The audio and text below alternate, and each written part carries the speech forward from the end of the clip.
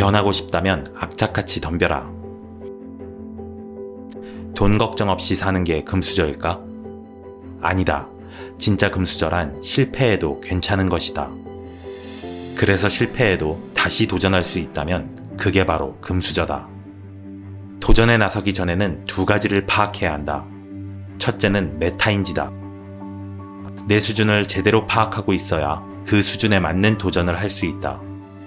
둘째는 안전망이다. 실패를 감당할 수 없는 도전에 나서는 것은 용기가 아니라 만용이다. 내가 가진 안전망에 따라 도전의 수준은 달라져야 한다. 이를 파악했다면 도전에 나서야 한다. 물론 쉽지 않은 일이다. 불편함이나 힘든 노력이 없다면 변화는 찾아오지 않는다. 한두 시간 노력해서 이루어지는 건 없다. 설령 그런 게 있더라도 다른 사람도 할 수 있기 때문에 경쟁력이 전혀 없다. 여러분이 무언가에 도전하면 아마 실패할 것이다. 다음에도 또 실패할 것이다. 그렇게 자꾸 하다 보면 어느 날 성공할 것이다. 그때 인생의 진정한 즐거움이 찾아올 것이다. 지금 시작해도 결코 늦지 않은 이유. 78세에 그림을 그리기 시작한 할머니가 있다. 어느 날 마을 약국을 방문한 한 유명 미술 수집가가 그녀의 그림을 발견했고 그는 그 그림을 $5에 사서 뉴욕 맨해튼의 고급 화랑가에 전시했다. 그리고 그녀의 그림은 나중에 $1,000,000라는 가격까지 치솟게 된다. 이 이야기의 주인공인 그랜마 모지스는 78세에 그림을 그리기 시작해 101세까지 1600점의 그림을 그렸다. 이 중 250점은 100세 이후 약 1년 동안 그린 그림이다. 그녀의 명성이 높아지자 한 기자가 이렇게 물었다. 조금 더 일찍 그리기 시작했으면 좋지 않았을까요? 그러자 모지스는 이렇게 답했다. 진정으로 무언가를 추구하는 사람에겐 바로 지금이 인생에서 가장 젊을 때입니다. 무언가를 시작하기 딱 좋은 때이죠. 만약 당신이 무언가를 시작하기에 늦었다는 생각이 든다면 그랜마 모지스의 말을 되새겨보길 바란다. 가장 좋은 때란 바로 지금 이 순간임을 잊지 말자. 실패의 두려움에서 벗어나는 방법. 돈이 통장에 딱 10만 원 들어올 때가 있었다. 그걸 빨리 빼야 가족들의 생활비를 확보할 수 있었다. 그런데 은행에 가서 돈을 뽑으려는 순간 그 돈은 이미 빠져나가고 없었다. 그때 은행부터 집까지 오는 길에서 눈물을 멈출 수 없었다. 실패를 겪어본 사람은 안다. 실패가 얼마나 고통스러운지. 그럼에도 이렇게 말할 수밖에 없다. 절대 포기하지 마시고 버티십시오. 버티면 기회가 온다. 포기하면 기회조차 오지 않는다. 우리가 해야 할 일은 기회가 왔을 때 이를 꽉 잡는 것이다. 실패의 두려움 때문에 머뭇거리지 않고 행동에 나서야 한다. 특히 왜 실패했는지 철저하게 분석해보자. 실패는 반성하면 경험이라는 무형적 자산이 된다. 삶에는 예기치 못한 일이 많이 벌어진다.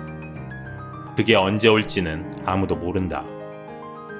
생각보다 빨리 올 수도 늦게 올 수도 있지만 포기하지 않고 준비해 나간다면 그 시점은 반드시 온다.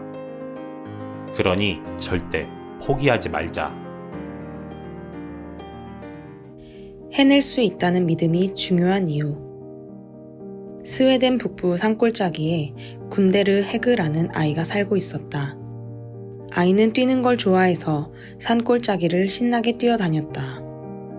군데르에게서 달리기의 소질을 발견한 아버지는 어느 날 군데르에게 1500m를 뛰어서 기록을 보자고 했다. 그렇게 1500m를 달려온 군데르가 아버지를 쳐다보자 아버지는 놀란 표정으로 4분 50초야 라고 말했다. 어린 소년에게는 아주 훌륭한 기록이었다. 이후 군데르는 육상을 진지하게 생각하게 됐고 훈련을 시작하게 된다. 그리고 1940년도에 세계 기록을 14개나 갈아치우는 전설적인 1500m 육상 선수가 되었다. 이 이야기에는 반전이 있다. 아버지는 거짓말을 했다. 어린 군데르가 세운 진짜 기록은 5분 50초였다.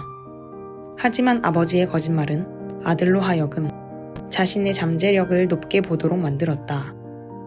이것이 군데르에게 해낼 수 있다는 믿음, 즉 자기 효능감을 심어주었다. 잊지 말자. 자기 자신을 믿을 때 우리는 더 높이 오를 수 있다. 자신의 한계를 극복하는 확실한 방법. 변화를 바라는 많은 사람들이 이렇게 생각한다. 인생이 바뀌려면 내 삶의 모든 영역에서 다른 모습을 보여줘야 한다. 이런 생각은 변화를 어려운 것으로 인식하게 하고 결국 쉽게 포기하는 원인이 된다. 무기력에 빠지는 상황을 생각해보자. 한 번에 인생 전체가 무너지는 경우는 없다. 하나 둘씩 삶의 요소들이 무너지고 그것이 악순환을 일으키면서 무기력에 빠지게 된다. 변화도 마찬가지로 이루어진다. 이것도 하고 저것도 하는 식으로 바뀔 필요가 없다. 딱 하나에 집중하면 된다. 그 하나로부터 얻는 자신감이 연쇄작용을 일으키면 단 하나만 바꾸어도 전체 상황이 달라질 수 있다. 작은 변화에서 희망의 빗줄기를 발견하는 것이다. 자신의 한계를 뛰어넘어 새로운 삶으로 변화하고 싶다면 딱 하나만 잡고 바꿔보자. 특히 해내기 어려워 보이는 조금은 버거운 도전에 나서면 좋다. 이를 해냈을 때 얻게 되는 성취감이 삶 전체로 퍼져나가면 결국 인생을 바꾸게 될 것이다. 인생 역전을 이뤄낸 결심 한마디. 전주에서 자동차 영업을 하는 이관영 씨는 영업 1년 차에 136대의 차를 계약해냈다. 1년에 60대 정도 계약하는 게 보통이라고 하니 평균의 2배가 넘는 엄청난 성과를 거둔 셈이다. 그는 이 모든 결과의 계기가 장모님의 한마디였다고 말한다. 24살 때 뜻하지 않은 축복이 찾아와 급하게 결혼식을 올리게 되었다. 당시 장모님께 아이가 생겨서 결혼해야겠다고 말씀드렸더니 뜻밖에도 장모님이 눈물을 흘리셨다고 한다. 내가 너희한테 해줄 수 있는 게 없는데 이렇게 돼서 어찌 해야 할지 모르겠다. 그 말을 듣고 이관영 씨는 이렇게 생각했다고 한다. 안 된다고 생각할 게 아니라 어떻게 하면 이 난관을 극복할 수 있을지 고민해야겠다. 삶을 바라보는 관점이 아예 달라졌고 반드시 생존해야겠다고 다짐하게 된 것이다. 안 되는 이유는 수백 가지이고 되는 이유는 한 가지이다. 결국 해내는 사람들은 그 한 가지 이유에 집중한다. 대부분의 인생 역전은 바로 여기서 시작된다. 의지 박약이란 없다. 보통 의지력은 훈련으로 기를 수 있는 게 아니라고 생각하지만 실제로는 근육처럼 훈련을 통해 강화할 수 있다. 의지 박약이라고 생각하는 사람도 의지 왕이 될 수 있다는 말이다. 하지만 모든 상황을 의지만으로 계속 끌고 갈 수도 없다. 마음은 쉽게 변하기 때문이다. 의지 왕도 피곤하고 힘들 땐 의지 박약이 된다. 그래서 중요한 것이 전략이다. 특히 환경 설정 전략이 중요하다. 최선을 다할 수밖에 없는 환경에 자신을 던져넣는 것이다. 집중할 수 있는 시간과 장소를 마련할 수도 있고, 맑은 정신을 유지하기 위해 충분한 수면과 운동을 병행할 수도 있다. 특히 좋은 전략은 열심히 사는 사람과 함께하는 것이다. 열정적이고 열심히 실천하는 사람들과 계속 교류하고 그들로부터 자극을 받자. 또는 내가 그런 사람들의 중심이 되어 이끌고 갈 수도 있다. 그러면 의지력에 더해 리더십까지 얻을 수 있다. 함께하면 더 쉽고 더 즐겁게 할 수 있다. 함께 의지왕이 되자. 이 악물고 임계점까지 버티세요. 임계점에는 2가지 종류가 있다. 하나는 단기적 임계점, 다른 하나는 장기적 임계점이다.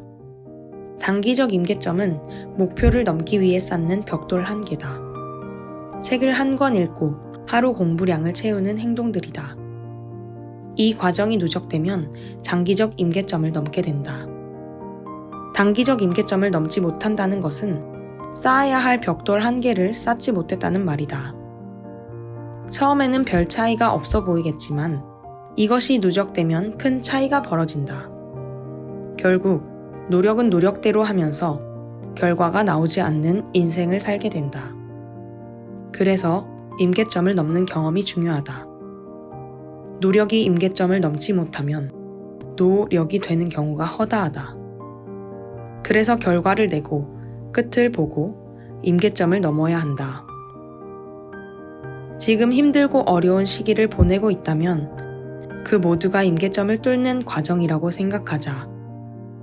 그렇게 이 악물고 버텨서 임계점을 넘기면 똑같은 일을 하면서도 놀라울 정도로 전혀 다른 세상을 보게 될 것이다.